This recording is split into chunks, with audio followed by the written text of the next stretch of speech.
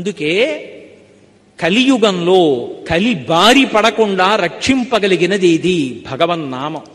అంతటి శ్రేష్టమైనటువంటి భగవన్నామాన్ని ఎవడు పట్టుకుంటాడో వాడు ధన్యాత్ముడు. యమధర్మరాజు గారు దూతలందరికీ సమావేశం పెడతట. పెట్టి ఎవరి జోలికి వెళ్ళకూడదో, ఎవరిని ముందు తీసుకురావాలో చిట్టా చెప్తుంటాడు. పరాకు పడకండి, గుర్తుపెట్టుకోండి అంటుంటట. ఎవరిని ముందు తేవాలి అంటే, ఎకసక్కమునకైన ఇందిరారమణుని పేరు సలపంగలేని దుర్భాషితులను. ఎకసక్కమునకు అంటే ఎగతాళి చేయడానికి కూడా నారాయణుడి పేరు చెప్పని వాడు ఉంటాడే, వాణ్ణి ముందు తీసుకురండి. అలాగే కలలోనైన శ్రీకాంతుని పాద పద్మముల్ చూడని కర్మరతుల, కలలో కూడా వాడికి భగవంతుడి పాదాలు కనబడవు, అలాంటి వాణ్ణి ముందు తీసుకురండి. అలాగే కేవల కథాప్రశంసకునైన కృష్ణ కథాప్రశంసకు చెవి యొగ్గలేని దుష్కథా ప్రవణుల. భాగవతం చెప్తుంటే, కృష్ణలీలలు చెప్తుంటే, కృష్ణుడి లీలలు విని సరదాపడి సంతోషించడానికి కూడా చెవి ఇలా పెట్టకుండా ఎప్పుడూ అక్కర్లేని విషయాలు వినేటటువంటి వాళ్ళు ఉంటారే వాళ్ళు. యాత్రోత్సవములైన ఈశ్వరుని గుడి త్రోవ తొక్కని దుష్పదులను. యాత్రకెడతాడు, ఉత్సవానికి ఎడతాడు, నువ్వు వెళ్ళవే గుళ్ళోకి, నేను ఇక్కడ ఉంటానంటాడు. అలా యాత్రకి వెళ్ళడు, ఉత్సవానికి వెళ్ళడు, భగవంతుడి గుడి దారి కూడా తొక్కని వాడు ఉంటాడే వాణ్ణి.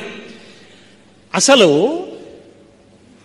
పరమ భాగవతుల పాద ధూళి సమస్త తీర్థసారమటంచు ఎరుగలేని వారి వారి వారి వారి వారి చేరిన వారి తొలుత కట్టి తెండు దూతలార. సమస్త బ్రహ్మాండములలోని తీర్థసారం ఎక్కడుంటుందంటే, పరమ భాగవతోత్తముడై భగవంతుణ్ణి నమ్ముకున్న వాడి పాదాల అడుగున ధూళిగా ఉంటుంది. అందుకే వాడి గడప దాటి ఇంట్లోకి వస్తూ ఉంటే భగవంతుడి సింహాసనంలోంచి తలెత్తి చూస్తాట. ఎన్నాళ్ళకి రావాణ్ణి తీసుకొచ్చావు ఇంటికి, వాడు గుక్కెడు నీళ్లు తాగాడు రా మన ఇంట్లో, ధన్యుడి అంటాడు. అందుకే ఊరక రారు మహాత్ములు వా రథముల ఇండ్ల కడకు వచ్చుటెల్లన్ కారణము మంగళములకు, మీరొచ్చుట శుభము మాకు నిజము మహాత్మా అంటాడు గర్గుడు. ఏ కోరిక లేకుండా భగవంతుణ్ణి నమ్ముకుని తిరిగేటటువంటి పరమభాగవతోత్తములైనటువంటి వారు వేరొకరి ఇంటికి వెళ్ళారు అంటే వాళ్ళకి ఏదో పెద్ద మంగళం చెయ్యాలని భగవంతుడు అనుకుంటే తప్ప అసలు అటువంటి వారిని ఇంటికి ఎందుకు పంపిస్తాడు? అందుకే భాగవతోత్తములు ఇంటికి రావడం అంటే అది సర్వమంగళములకు కారణమవుతుంది. కాబట్టి అటువంటి మహాభక్తుల యొక్క పాద ధూళియందు సమస్త తీర్థ సారముంటుందని తెలుసుకోలేనటువంటి వాడెవరున్నాడో వాడి తోడి వారి, అలా ఆయన చుట్టూ ఉన్నవాళ్ళు, వాళ్ళ చుట్టూ ఉన్న వాళ్లతో ఉన్నవాళ్ళు ఎవరున్నారో క్షణం ఆక్కండి. తొలుత కట్టి తిండు దూతలారా, తొందరగా తీసుకొచ్చేయండి. కమలనయను మీది భక్తియోగమెల్ల ముక్తియోగమనతంచు మొదలరింగు. అటువంటి వారి జోలికి వారి వారి వారి వారి వారి కూడిన వారి త్రోవపోవలదు దూతలారా. ఎప్పుడూ భగవన్నామం చెప్తుంటారే, భగవంతుడున్నాడని నమ్ముకు తిరుగుతుంటారే, భగవంతుని యందు భక్తి కలిగిన వారు ఉంటారే, వాడి జోలికి వెళ్ళకండి. వాడితో ఉన్న వాళ్ళ జోలికి కూడా వెళ్ళకండి. మీకు అవకాశం ఉంటే వాడి పాదానికి ఉన్నటువంటి ధూళి కాస్త ఏదైనా ఆకులో పట్టుకుని తీసుకురండి, నా కిరీటం మీద జల్లుకుని మీకు జల్లుతానంట యమధర్మరాజు. భగవన్నామం చెప్పడం అనేటటువంటిది అంత గొప్పది అని భాగవతంలో వ్యాసుల వారు పోతన గారు నిర్ధారించారు. అటువంటి భగవన్నామం. అందుకే కలియుగంలో భగవన్నామాన్ని ఆశ్రయించడం నామిని ఆశ్రయించడమే. అయితే ఆ భగవన్నామం నిరంతరం నోటి వెంట రావడానికి కూడా అదృష్టమైనా ఉండాలి, సాధనైనా ఉండాలి. కొంతమంది మహాత్ములు ఉన్నారు, అసలు వాళ్ళు మాట్లాడుతుంటే మనకు అనుమానం వస్తుంది, వీళ్ళు నిద్రపోతున్నప్పుడు భగవన్నామం ఆగుతుందా అని. నాగమారుతి శర్మ గారని ఒక న్యాయమూర్తి ఉన్నారు. వారు అప్పుడప్పుడు మా ఇంటికి వస్తూ ఉండేవారు ఏదైనా భగవత్ సంబంధమైన విషయం మీద. ఆయన మాట్లాడుతూ మధ్యలో రామనామం చెప్తారు. కోటేశ్వరారు రామ రామ రామ రామ రామ, మిమ్మల్ని చూడాలని రామ రామ రామ రామ రామ నోట్లో అంటారు. ఎప్పుడు మాటకి మధ్యలో రామ రామ రామ రామ రామ రామ. మీరు ఎప్పుడైనా ఆయన ఎక్కడైనా కూర్చున్నప్పుడు చూడండి, ఎప్పుడు రామ రామ రామ రామ రామ రామ అంటూనే ఉంటారు. ఆయన వాళ్ళ అక్క చెల్లెళ్ళకు కూడా వచ్చింది అది. నేను ఆశ్చర్యపోతుంటాను ఆయన్ని చూస్తే. ఎప్పుడు నిరంతరం రామనామం నడుస్తుంది నాలుక మీద. ఎంతటి ధన్యాత్ముడు! ఆ భగవన్నామం నోటి మీదకి రావడం అలవాటు చేసుకున్నవాడెవరో, కనీసం అప్పుడప్పుడు భగవన్నామం చెప్పడం అలవాటు చేసుకున్నవాడెవరో వాడు కలిపురుషుని చేత ఆవహింపబడడం. కలిపురుషుడు వాణ్ణి చెనకలేడు. మూడవది, కేవలం కలి నుండి మనని రక్షించడం కోసమే వచ్చినటువంటి వాడు శ్రీ వెంకటేశ్వరుడు. అందుకే కలౌ వెంకటనాయక. కలియుగంలో మనని రక్షించడం కోసం కొండ మీదున్నాడు తప్ప ఆయనకి సరదా పుట్టి కొండ మీద లేడు. మహానుభావుడు మాట్లాడుతూ ఉండేవాడు. ప్రతిరోజు తరిగొండ వెంగమాంబ గారి ఇంటికి వెళ్ళేవాడు.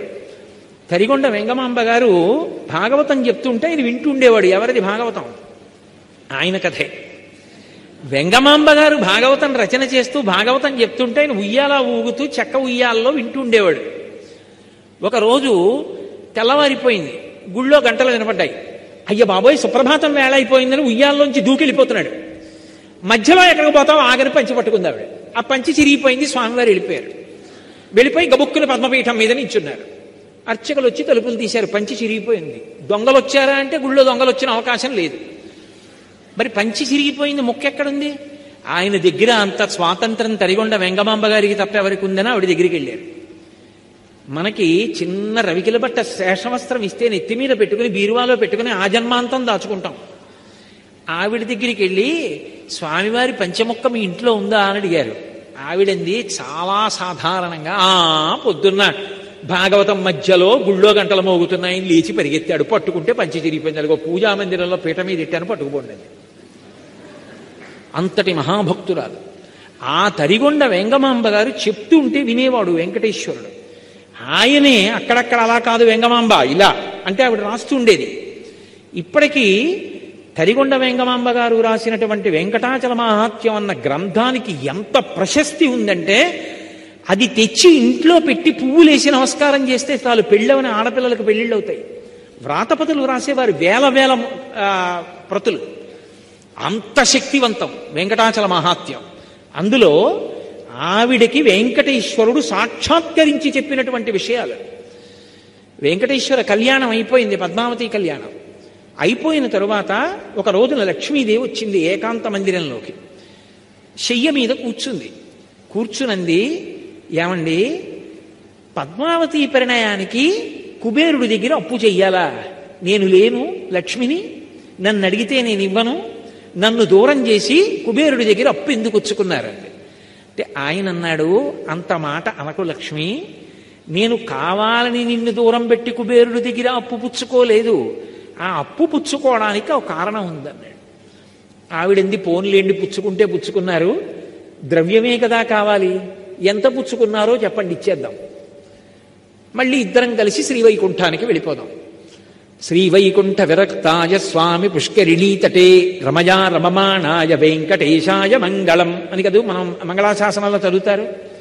ఆయన అన్నాడు, కాదు, అసలు విషయం నేను ఎందుకున్నానో తెలుసా? ఈ కొండ మీద నకృతం దైవ సంఘైశ్చ నకృతం విశ్వకర్మణ స్వేచ్ఛయా క్రీడతే తత్ర ఇచ్ఛారూపం విరాజిత. వ్యాస భగవానుడు చెప్పాడు, దేవతలు చెక్కలేదు, విశ్వకర్మ చెక్కలేదు, ఎవరూ ప్రతిష్ఠించలేదు, స్వామి తనంత తానుగా పద్మపీఠం మీద నించున్నాడు. అలా అది శిలామూర్తి కాదు, సాక్షాత్ భగవానుడు. అందుకే విద్యుద్ఘాతమని పిలిచింది శాస్త్రం. ఇలా చూస్తే చాలు లాగేస్తాడు మనసుని. మీరు ఏ అలంకారం చేయండి నప్పుతుంది. అందుకే అటువంటి మూర్తి. ఆయన అన్నాడు లక్ష్మీదేవితో, ఇక్కడే నేను ఉండాలి లక్ష్మి, నేను రాను. ఎందుకు రానో తెలుసా? వైకుంఠానికి ఒక కారణం ఉంది. కలియుగంబున ప్రజలు పాపకర్మంబులాచరించి తత్ పాపకర్మ ప్రభావంబున రోగాది దుఃఖములు కలుగగా తాళలేక మొరలు పెట్టి నన్ను పిలువ, వారిని బ్రోవకుండగా విడుచుట నాకు పాడి కాదు. కావున వారి ధనము దుష్కర్మములపైకి ఆవాహనంబు చేసి వారి ఆపదలు తీర్చి ఈ కొండపైకి రప్పించి నిస్పృహుండనగుచు అజ్ఞులైన జనులకి ధనము నిప్పింతు నచలమతిని. వచ్చే ఇది కలియుగం లక్ష్మి. కలియుగంలో కలిపురుషుడి యొక్క ప్రభావం చేత విశేషమైనటువంటి పాపకర్మలు ఆచరిస్తారు. ఇది మహాపాపం, ఇది చేయకూడదని తెలుసు, ఇది చేస్తే పాపం వస్తుందని తెలుసు. దాని చేత భగవంతుడి యొక్క కృపకి దూరం అవుతామని తెలుసు. తెలిసి కూడా చేస్తారు.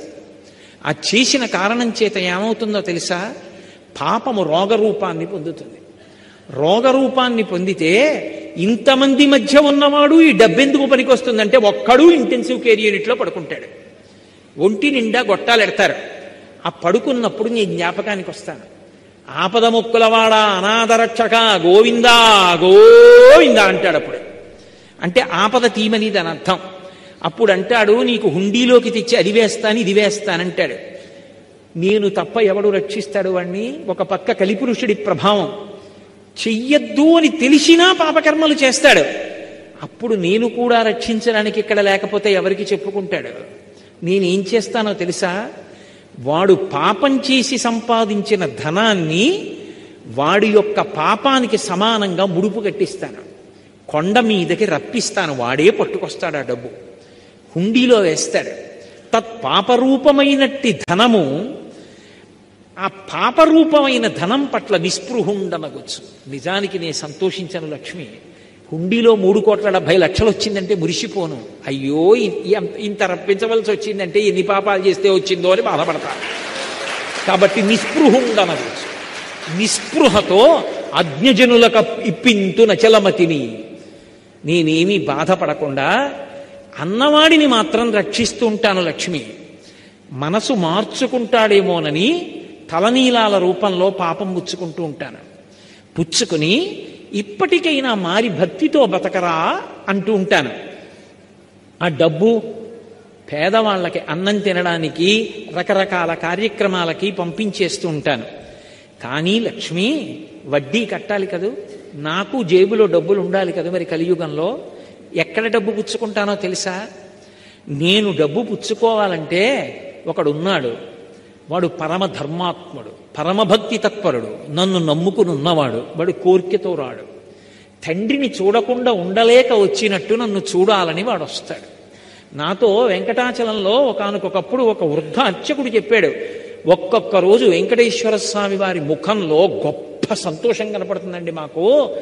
అలా కనపడింది అంటే మేము మరునాడు వస్తున్న వాళ్ళని చూస్తాం, ఎవరో ఒక పరమభక్తుడు వస్తాడు గుడికి అని చెప్పారు. అలాంటి వాడు ఒకడు వస్తాడు లక్ష్మి. వాడు హుండీలో డబ్బులు వేయడానికి ఇలా చేయి పెడతాడు. వాడేం పెద్ద పెద్ద కట్టలు వేయడు. వాడు ఒక పావలా కాసో 2 రూపాయలో వదులుతాడు. వాడు వేస్తున్న డబ్బు కోసమని నేను హుండీలో ఇలా చెయ్యి పెడతాను. అది మిగిలిన డబ్బులో పడదు, నా చేతిలో పడుతుంది. అది తీసి ధనదుకు వడ్డీకి ఇచ్చి కుబేరుడి వడ్డీ దాంతో కడతాను. కొంత నేను డబ్బు ఉంచుకుంటాను. నీకో చమత్కారం చెప్పనా? ఇంతమందికి ఇచ్చేవాణ్ణి పరమభక్తుల డబ్బులతో జీవనం గడుపుతూ ఉంటాను. వింతలేల చెయ్యుచుండెదను కొండ మీద. ఆశ్చర్యకరమైన పనులు ఇలాంటివి చేస్తూ ఉంటాను. కలియుగంలో కలిపురుషుడి బారిన పడిన వాళ్ళని రక్షించడానికే కొండ మీద ఉన్నాను లక్ష్మి. లేకపోతే ఎప్పుడో వైకుంఠానికి వచ్చేద్దను. కలియుగంలో పాపము పెరిగిపోయి కలిప్రభావం ఎక్కువైపోతుంటే నేను కూడా లేకపోతే రక్షించేవాడెవరు? అందుకని ఉన్నాను.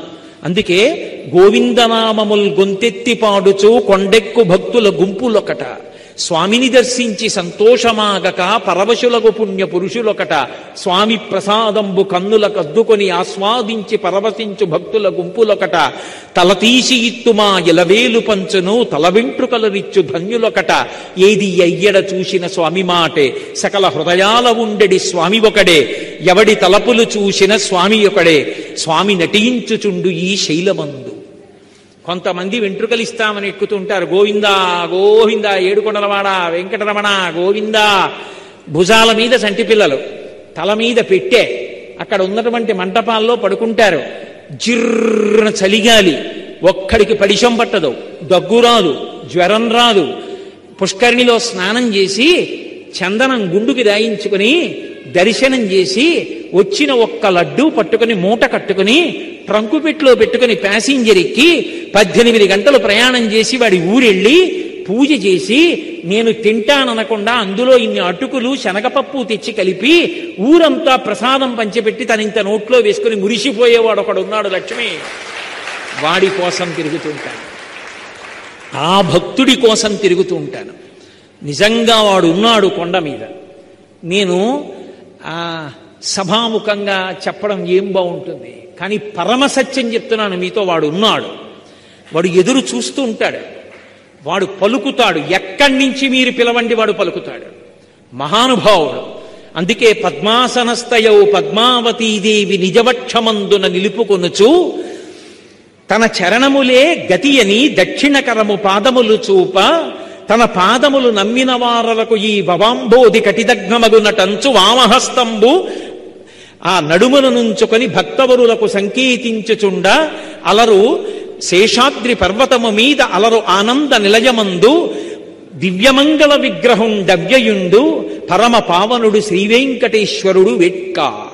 మహానుభావుడు లక్ష్మీదేవిని వక్షస్థలంలో పెట్టుకుని నా పాదాలు నమ్ముకోండిరా, సంసారం మీకు నడుం వరకే వస్తుందని చెయ్యి ఇలా చూపిస్తుంటే ఒక చెయ్యి నడుం వరకు పెట్టుకుని ఇలా సంకేతిస్తూ అలరు ఆనంద నిలయమందునను నిలచి పరమ పావన శేష పర్వతము మీద దివ్యమంగళ విగ్రహుండవ్యయుండు శ్రీవేంకటేశ్వరుడు వెట్క. భక్తవరదుండు, భక్తులకి వరాలు ఇచ్చేటటువంటి ఆ వెంకటేశ్వరుడు కలిప్రభావం నుంచి మనని తప్పించడం కోసమని వచ్చి అక్కడ నించున్నాడు.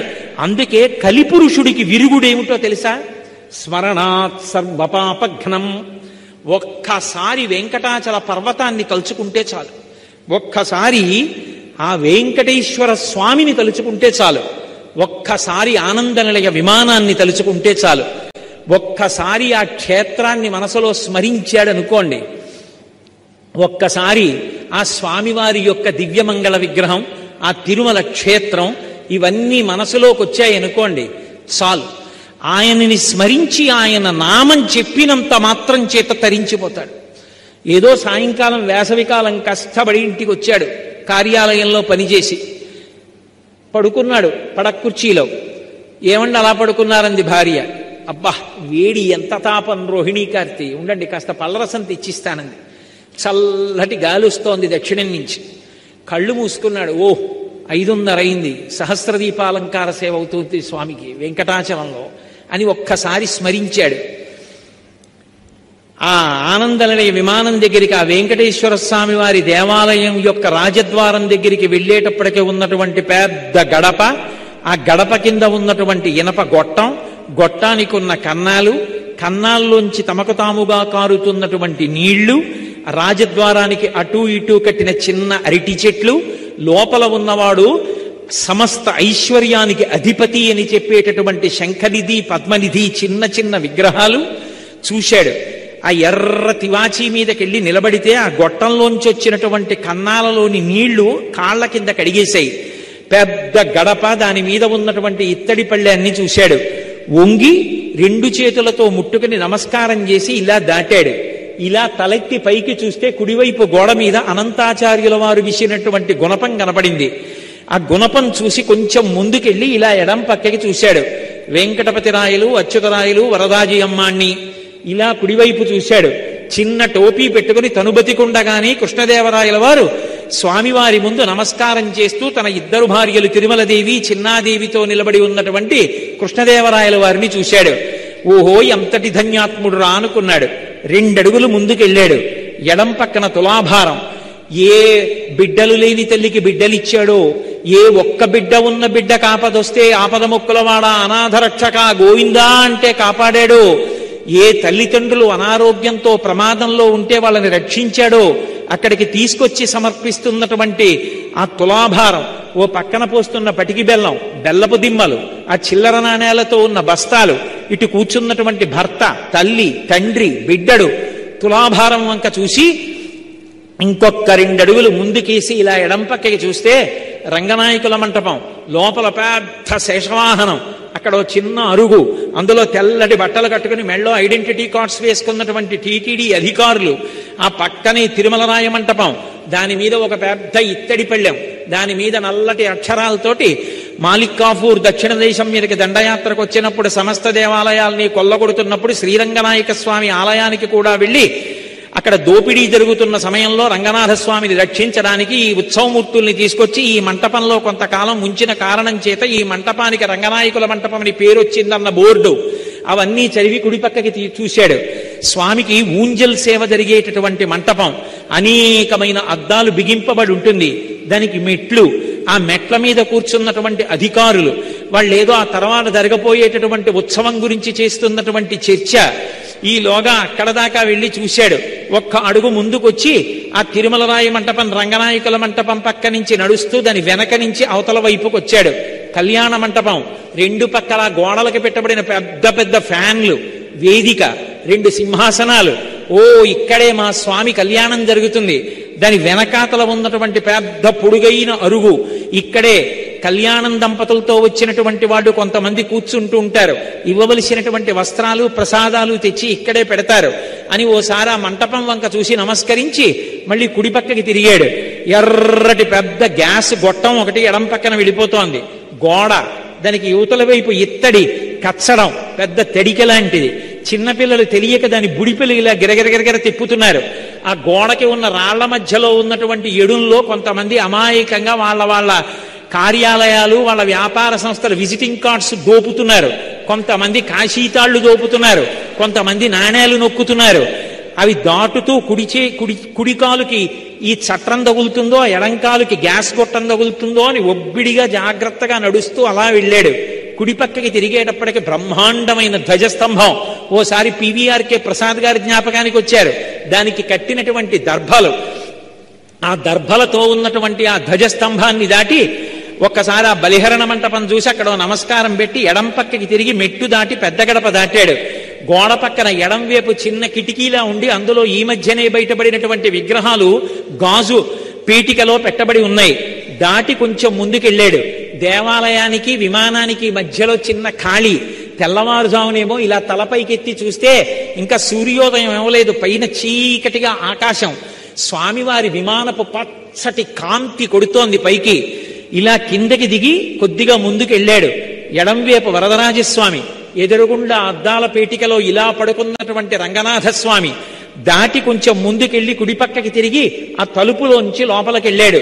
వేలాడుతున్నటువంటి తెల్లటి పెద్ద దీపాల గుత్తులు, స్తంభాల మీద దశావతారాలు. అక్కడ స్వామివారి దేవాలయానికి అటూ ఇటూ ఉన్నటువంటి ద్వారపాలికలు, వాళ్ళ చేతులలో ఇలా పట్టుకున్నటువంటి దీపాలు. ఇలా వెనక్కి తిరిగి చూసేటప్పటికీ ఇలా రెక్కలు విప్పుతున్నటువంటి గరుడాళ్వార్. కొద్దిగా వెనక్కి చూస్తే రాజా తోడరమల్, మాతా మోహనాంగి, పితాబి.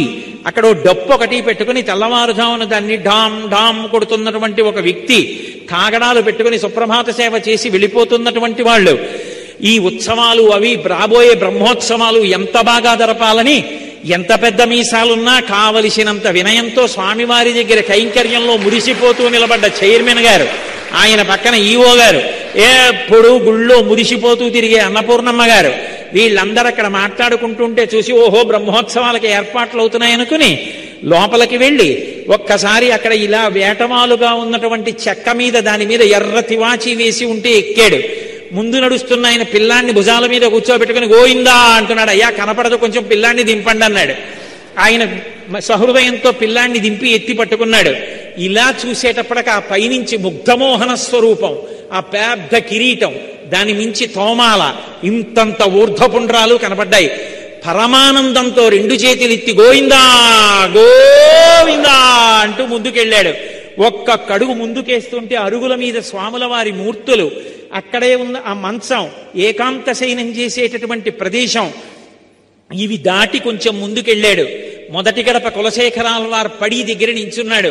పద్మపీఠం, దాని మీద ఆయన పాదాలు, ఆ పాదాల మీద పెట్టబడినటువంటి బంగారు తొడుగులు, ఆ పాదాలు, ఎవరైనా పాదాలకి కింద మంజీరాలుంటాయి, పాదాలకి పెట్టిన మంజీరాలు కాకుండా మోకాళ్ళకి పాదాలకి మధ్యలో ఏటవాలుగా పెట్టబడినటువంటి పెద్ద పెద్ద అందెలు, వాటికి ఉన్నటువంటి చిరుగంటలు, ఆ పైన బలిష్టమైనటువంటి తొడలు, ఒంటి నిండా నగలు పెట్టుకున్న కారణం చేత పంచ పూర్తిగా కనపడకుండా అక్కడక్కడ కనపడుతుంది. తరిగొండ వెంగమాంబ గారు మహాతల్లి చెంచు నాటకం రాసింది. అందులో చెంచిత అమాయకంగా చెప్తుంది, అక్కడక్కడ బట్ట అతికించుకున్నాడు అంటుంది, పంచ కట్టుకున్నాడు, అందు గుడ్డ అంటించుకున్నాడు అంటుంది. ఎందుకంటే ఒంటి నిండా నగలం, అక్కడక్కడ పంచ కనపడుతూ ఉంటుంది. అలా అక్కడక్కడ కనపడుతున్న పంచ, పెద్ద అంచు, మెడలో వేసుకున్నటువంటి సాలగ్రామాల మాడలు, ఇలా ముందుకొచ్చినటువంటి వక్షస్థలం, శ్రీదేవి భూదేవి వాళ్ళకి చుట్టినటువంటి పుష్పాల మాలలు, మొలకి పెట్టుకున్నటువంటి నాగాభరణం, ఆ పైన మహానుభావుడు ఈ చేత్తో పట్టుకున్నటువంటి చక్రం, ఈ చేత్తో పట్టుకున్నటువంటి శంఖం, ఇలా చూపిస్తున్నటువంటి వరదహస్తం, దాని నిండా వజ్రాల తాపడం, ఇందరికీ అభయం ములిచ్చు చేయి కందువకు మంచి బంగారు చేయి అని అన్నమయ్య పొంగిపోయినటువంటి ఆ చెయ్యి, ఆ కంఠం, దాని మీద త్రివళులు, సున్నా చుట్టినట్టున్న చిరునవ్వు నవ్వుతున్నటువంటి ముద్దులొస్తున్నటువంటి చిన్న గుండటి మూతి, దాని కింద గడ్డం, గడ్డం మీద కర్పూరపు మచ్చ, సంపంగి మొగ్గల కొనతేరినటువంటి కోటేరు లాంటి ముక్కు, కళ్ళు ముక్కు కప్పుతూ పై వరకు పెట్టినటువంటి ఊర్ధ్వపుండ్రాలు, దాని మీద అంత పొడుగున వజ్రాలు తాపడం చేసినటువంటి కిరీటం, ఈ చేతి మించి అలా కిరీటం మించి ఇలా దిగినటువంటి పెద్ద తోమాల, ఆ స్వామి దివ్యమంగళ విగ్రహాన్ని పైనుంచి కిందకి, కింద నుంచి పైకి చూసి పరమ సంతోషాన్ని పొందాడు. అర్చకులు నీరాజనం పెద్ద గరిటె లాంటిది పట్టుకుని కింద నుంచి పైకి ఇలా తిప్పుతూ ఉంటే ఆ కర్పూర కాంతులలో స్వామివారి దివ్యమంగళ విగ్రహాన్ని చూసి పరవశించిపోయాడు. ఆనందపడిపోయి ఆ మూర్తిని చూసి అక్కడి నుంచి బయలుదేరి, జీవితంలో ఎప్పుడూ ఇలా నడిచేవాడు వెనక్కి తిరిగి రావడం అలవాటైన వాళ్ళ ఇలాగే చూస్తూ కళ్ళప్పగించి గోవిందా గోవిందా అంటుంటే, అయ్యా వెనక చాలా మంది ఉన్నారు, నడవండి నడవండి అంటుంటే అక్కడ దాకా వచ్చి వెళ్ళిపోలేక మళ్ళీ ఇలా ఓసారి తొంగి చూసి రాజద్వారం దగ్గర నమస్కారం పెట్టి ఇలా ముందుకెడితే కుడి చేతి పక్కన ఘంటామంటపం, అందులో గంటలు, ఆ గంటలు వాయించడానికి ఘంటాపాణి దాటి ముందుకెళ్ళి ఇలా కుడి చేతి వైపు చూస్తే ఉత్తర ద్వారం మీద పడుకున్నటువంటి శేషశైనమూర్తి, నాభికమలంలోంచి బ్రహ్మగారు, అది దాటి ముందుకెడితే కుడి పక్కన బంగారు బావి, అది దాటి మెట్లెక్కి ఎడం పక్కకి వెళ్ళేటప్పటికి మహాతల్లి వెంకటేశ్వర స్వామి వారి తల్లిగారు, అమ్మా రాత్రి వెంకటేశ్వరుడు నీకు కాళ్ళు పట్టడానికి వచ్చినప్పుడు కాకినాడ నుంచి కోటేశ్వరరావు వచ్చి వెళ్ళాడని చెప్పమ్మా అని నేనంటే, ఓరి పిచ్చివాడా నేను చెప్పడం ఏమిట్రా, నిన్నటి నుంచి వాడు చెప్తున్నాడు కోటేశ్వరరావు వస్తాడంటున్నాడు రా, ఇదిగో అప్పం పట్టుకెళ్ళాను, అమ్మవారు అప్పం ఇస్తే అప్పం పట్టుకుని ఇలా వచ్చి అరుగుమించి నడిచి వెనక్కి వెడుతుంటే బొమ్మలకు దసరాకి పెట్టినట్టుగా బోలెడన్ని వరస, అందులో ఇలా నోటికి చెయ్యడ్డు పెట్టుకున్న ఆజ్ఞాపాలక హనుమ, సుగ్రీవుడు పెద్ద గరిటె లాంటి దాంతో తీర్థం చేతి నిండా పోస్తే కింద పడకుండా ఉత్తరీయం పెట్టుకుని 3 మాటలు బుచ్చుకుని నా తల పట్టేసేంత పెద్ద పాదుకలు వైష్ణవ అర్చక స్వాములు తల మీద పెడితే, అమ్మయ్య స్వామి పాదాల కిందున్నాను నాకు బెంగలేదని ఆయన పాదుకల కింద తలపెట్టి మురిసిపోయి కొంచెం ముందుకెళ్లి మెట్లు దిగి వెనక్కొచ్చి బావి దగ్గర నుంచి చూస్తే సింహం మీద కాలేసి కూర్చున్నవాడిలా ఆ మహానుభావుడు విమానంలో వెంకటేశ్వర దర్శనం చేసి కొంచెం ముందుకొచ్చి ఆ అరుగు మీద చూసి ఇక్కడే వస్త్రాలంకార సేవ చేసుకునే అదృష్టం పొందిన వాళ్ళకి పట్టుబట్టలు ఇస్తారని అక్కడి నుంచి కొంచెం ముందుకెళ్ళి మళ్ళీ కుడి పక్కకి తిరిగితే ఆ విమానం కనపడుతుంటే ఎడం పక్క అరుగు మీద గాజు అద్దాల వెనక తెల్లటి బట్టలు కట్టుకుని నోట్ల కట్టలు బంగారం వెండి లెక్క పెడుతుంటే నోరు తెరిచి ఒకసారి అలా చూసి ఏమి ఐశ్వర్యవంతుడవయ్యా మహానుభావ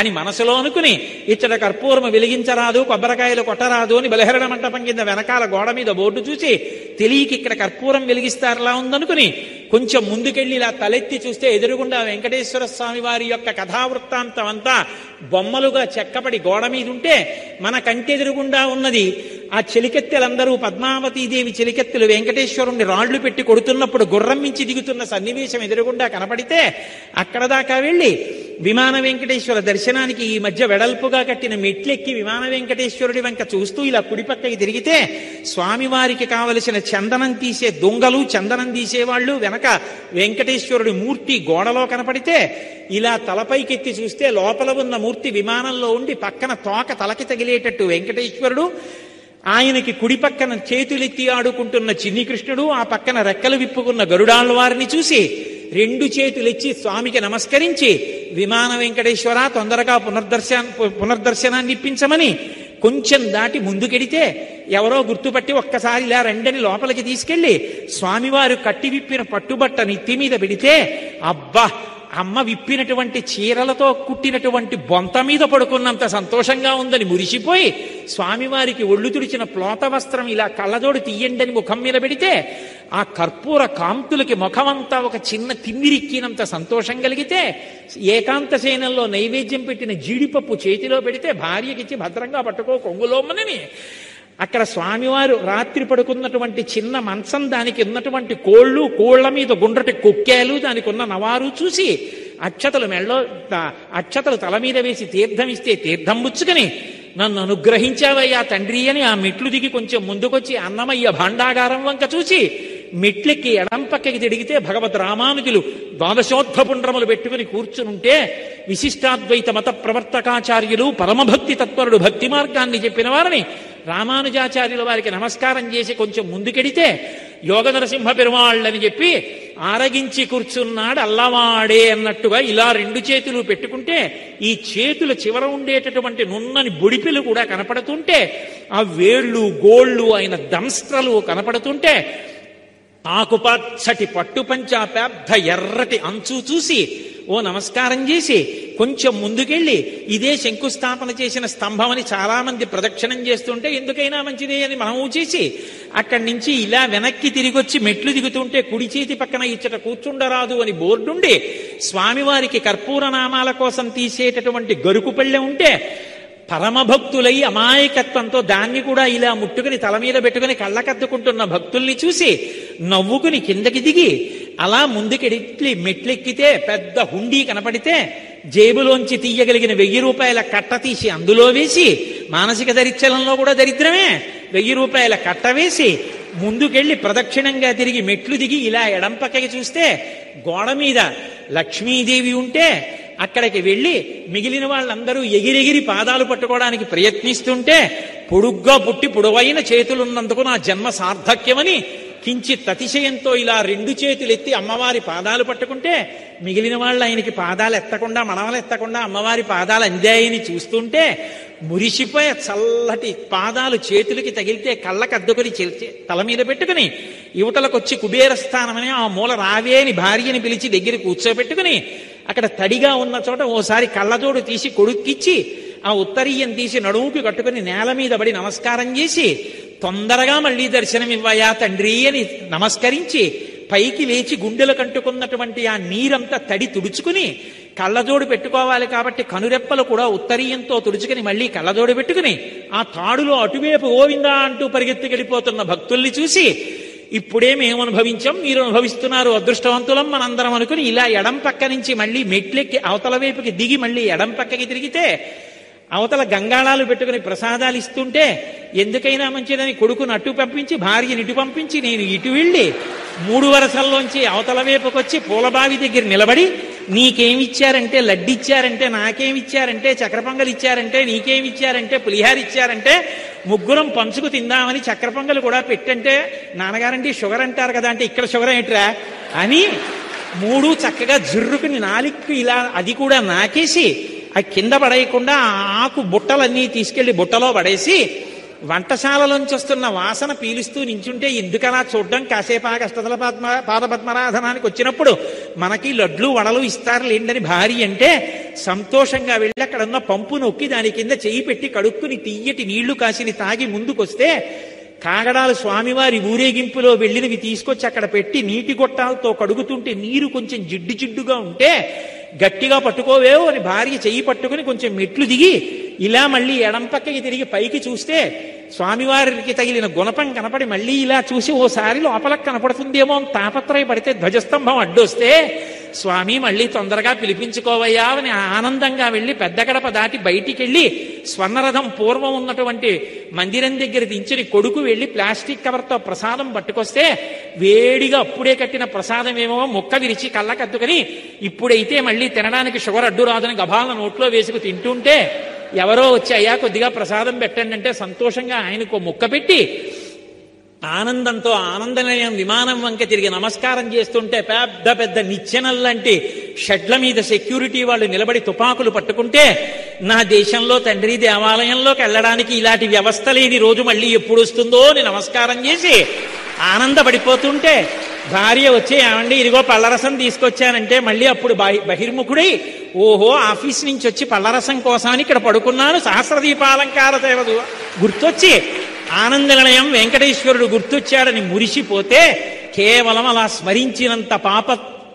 స్మరించినంత మాత్రం చేత స్మరణాత్ సర్వపాపఘ్నం, స్మరిస్తే గోవిందా అని పిలిస్తే చాలు అందుకే మహానుభావుణ్ణి వెంకటేశ్వర అని పిలవరు, కొండెక్కుతూ గోవిందా అంటారు. ఎందుకని?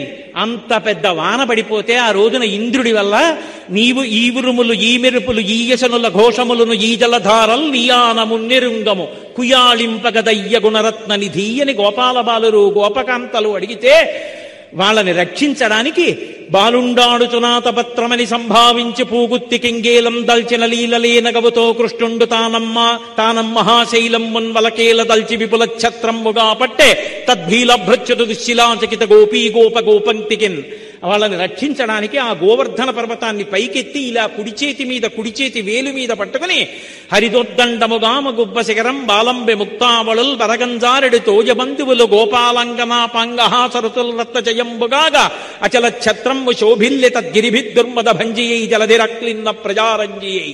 ఆయన చెయ్యే ఆ గొడుక్కి కర్ర, ఆ పైనుంచి పడుతున్నటువంటి వాన ముత్యాల జాలు, గోపకాంతల కళ్ళల్లోంచి వస్తున్నటువంటి కాంతి ఎలా ఉందంటే అదంతా ఉద్దీపింపచేస్తోంది. చూపుల చేత 7 రాత్రులు 7 పగళ్లు పోషించాడు. లోపలికొస్తే పిల్లాడు కొండలేస్తే ఎక్కడ చచ్చిపోతామో అని నమ్మకుండా బయట నించున్న వాళ్ళని బతిమాలుకున్నాడు ఆ రోజున. బాలుండీతడు కొండదొడ్డది మహాభారంబు సైరింపగాదాలండోజని దీని కింద నిలువంచింతింపగా బోలదు ఈ శైలంబో నిధి జంతు సంయుత ధరా చక్రంబు పైపడ్డ నాకేలల్లాడదు బధులారనిలుడి క్రిందన్ ప్రమోదంబునన్. నన్ను నమ్మండి, ఈ కొండ పడదు, రెండని బతిమాలి పిలిచి రక్షించాడు. అలా రక్షించాడు కాబట్టి గోవిందా అన్న నామాన్ని పొందాడు. గోవిందా గోవిందా ఎక్కడ చూసినా గోవిందా. ఆఖరికి తలుపు తీయకపోతే కంపార్ట్మెంట్లో కోపంతో గోవిందా గోవిందా గోవిందా గోవిందా గోవిందా. తలుపు తీయడానికి తాళాలు పట్టుకొస్తే సంతోషం గోవిందా గోవిందా. తలుపు తీస్తే గోవిందా గోవిందా గోవిందా గోవిందా పరుగులు. అసలు ఏం మాట్లాడాలన్నా ఆ గోవింద నామంలో ఉన్నటువంటి వ్యగ్రతని బట్టి శాంతాన్ని బట్టి వాడి కోరిక అర్థం అవుతుంది తప్ప గోవిందా తప్ప ఇంకోటి ఉండదు. కొండ ప్రతిధ్వనిస్తూ ఉంటుంది. అలా ఆ గోవిందనామాన్ని సంపాదించుకున్నటువంటి ఆ 7 కొండల వెంకటేశ్వరుడు కలియుగంలో కలిపురుషుడి నుంచి మన్ని రక్షించడానికి వచ్చి ఆ పర్వతం మీద నిలబడి ఉన్నాడు. అటువంటి మహానుభావుడి నామం చెప్పిన, ఆ గోవిందనామం పలికిన, మానసికంగా దర్శించిన, ఒక్కసారి స్మరించిన సమస్త పాపములు పోతాయి. వజ్రకవచం కట్టుకున్నట్టే. ఇక కలిపురుషుడు దగ్గరికి లాలేడు. మిమ్మల్ని అందరినీ ₹1 ఖర్చు పెట్టవలసిన అవసరం లేకుండా చెన్నై నుంచి వెంకటాచలం తీసుకొచ్చారు. కాబట్టి ఇవాల్టి రోజున అందున స్థిరవారం, ఈ ప్రాంతంలో వెంకటేశ్వరుడి పట్ల ఉత్సవాలు జరిగేటటువంటి పవిత్ర కాలం. కలియుగంలో కలిపురుషుణ్ణి రక్షించడానికి వచ్చి కూర్చున్నటువంటి వెంకటేశ్వరుడి యొక్క నామ స్మరణతో ఇవాల్టి ఉపన్యాసాన్ని పూర్తి చేస్తున్నాను. మీరు నాకు ఏది ఇవ్వక్కర్లేదు. నేను పరమ సంతోషం పొందాలంటే 3 మార్లు నా స్వామి విని మురిసిపోయేటట్టుగా అందరం గోవిందనామని చెప్తాం. నేనంటాను, మీరు అనండి. ఏమీ చేత కాని నేనే మైక్లో ఇంత అరుస్తున్నాను, ఇంత ప్రాజ్ఞులు మీరెందుకు అనలేరు? గట్టిగా అనండి, గోవిందా గోవిందా గోవిందా. మంగళాశాసనపరైః మదాచార్య పురోగమైః సర్వైశ్చ పూర్వైరాచార్యైః సత్కృతాయాస్తు మంగళం. మంగళం కోసలేంద్రాయ మహనీయ గుణాత్మనే చక్రవర్తి తనూజాయ సర్వభౌమాయ మంగళం.